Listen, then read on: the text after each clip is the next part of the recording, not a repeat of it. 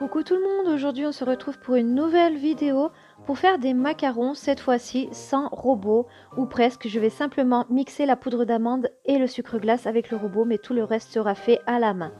Alors pour les ingrédients, vous allez avoir besoin de 56 g de blanc d'œuf à température ambiante. Alors moi je les ai sortis hier soir de mon frigo.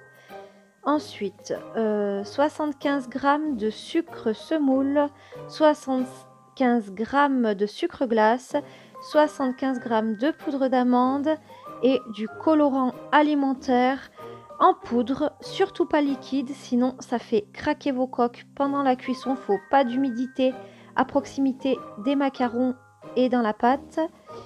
Éventuellement vous pouvez prendre du gel, mais surtout pas liquide.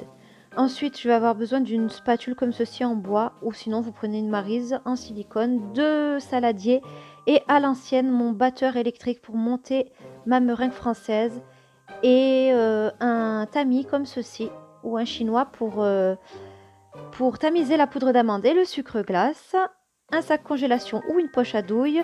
Moi je vais simplement couper le coin, je vous montrerai car je n'ai pas de poche à douille. Voilà, ça fonctionne très bien. Et c'est parti pour la recette. Première étape, j'ai donc mixé le sucre glace et la poudre d'amande que je vais maintenant tamiser. Alors si vous n'avez pas le robot, moi j'ai fait 12 secondes vitesse 8. Vous le faites au blender, ça marche très bien. Vous mixez, puis tamisez la poudre et vous réservez dans votre saladier. Voilà, j'ai parfaitement mixé et tamisé mon mélange. Maintenant, vu que j'utilise moi-même du colorant en poudre, je l'ajoute au mélange des poudres. Si vous utilisez du gel, vous le mettrez directement dans la meringue et vous mélangez grossièrement comme ceci avec votre spatule. Faites attention avec le colorant de ne pas faire comme moi et de ne pas vous en mettre plein les mains. J'ai préparé mes blancs d'œufs dans un saladier et maintenant nous allons les monter les blancs en neige et on va ajouter le sucre semoule en 2 fois. Une fois lorsque les blancs seront mousseux et une fois la meringue bien ferme. Je monte mes blancs en neige et lorsqu'ils sont comme ceci mousseux, j'ajoute la moitié du sucre dans le mélange et je continue à battre mes blancs. Lorsque mes blancs sont bien fermes comme ceci, j'ajoute la deuxième partie du sucre et je continue à battre jusqu'à obtenir un bec d'oiseau. La meringue est parfaite, ça fait bien un bec d'oiseau. Il faut que quand vous goûtiez un peu avec votre doigt, vous ne sentiez pas le sucre. Ensuite, on va prendre le mélange de poudre d'amande, sucre glace et colorant et on va mettre la moitié de ce mélange dans la meringue.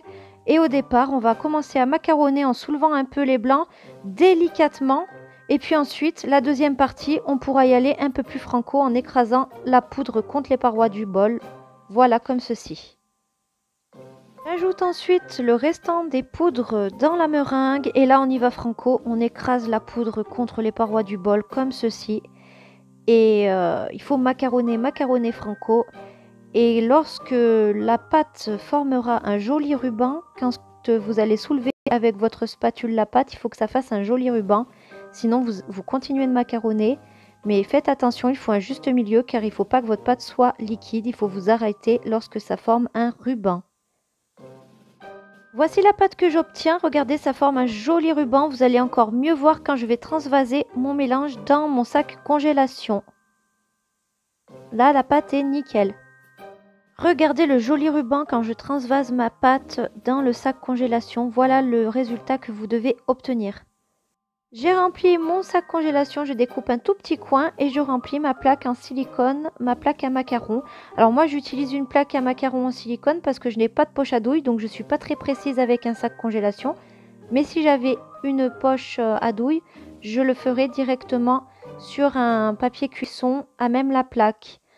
Voilà, donc vous pochez comme ça tous vos cercles. Et ensuite, je vais vous expliquer pour le croûtage des macarons comment on procède pour les laisser sécher avant la cuisson. Et ensuite, on passera à la cuisson. Une fois que vous avez rempli toute votre plaque à macarons, vous claquez comme ça la plaque contre le plan de travail pour faire remonter les bulles à la surface et pour obtenir des coques bien lisses et bien brillantes pendant la cuisson. Et maintenant, nous allons les laisser croûter. Alors, il n'y a pas de temps prédéfini pour le croûtage.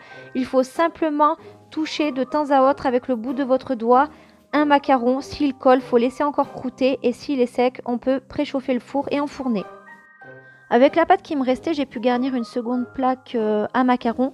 Par contre, pour la cuisson, il faudra cuire une plaque après l'autre. Et pour la seconde cuisson, il sera impératif de coincer un torchon dans la porte de votre four, car votre four sera trop chaud et vos macarons risquent de craquer.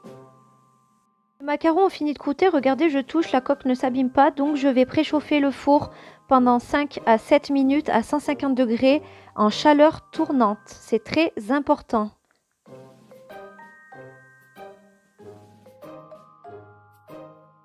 La cuisson se fait à 150 degrés chaleur tournante pendant 16 minutes, pas une de plus.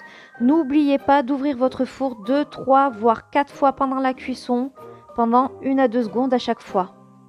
Au bout de 6 minutes de cuisson, normalement, une belle collerette commence à se former. Ils gonflent bien et obtiennent une belle collerette. Alors sortie du four, voici mes coques à macarons. Elles sont lisses et brillantes. Je vais les garnir avec une ganache de mon choix. D'ailleurs, je vous mettrai des recettes de ganache pour ceux que ça intéresse. Et voilà, de plus près, elles sont super. Je suis bien fière du résultat. Et vous allez réussir cette recette si vous prenez en compte tous mes conseils, je vous le garantis.